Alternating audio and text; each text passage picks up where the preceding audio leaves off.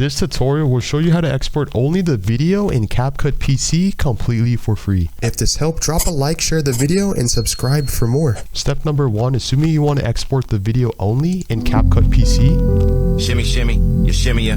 Or should I say, we don't want the audio clip to this video. There's a couple different ways to do this. Click, select, and highlight your video clip. Right click your video clip, and you can click extract audio. And you notice now that we can delete the audio clip because it has been extracted. So now we only have the video.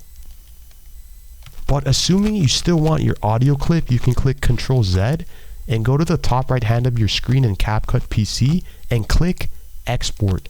Now this is where the cool part comes in, because on the export settings, you can choose to check or uncheck the video, or check or uncheck the audio. In this case, we do want to export the video clip, but we don't want to export the audio, so we're gonna check so it's unchecked or unclicked. And now you can export the video only as a video clip completely for free.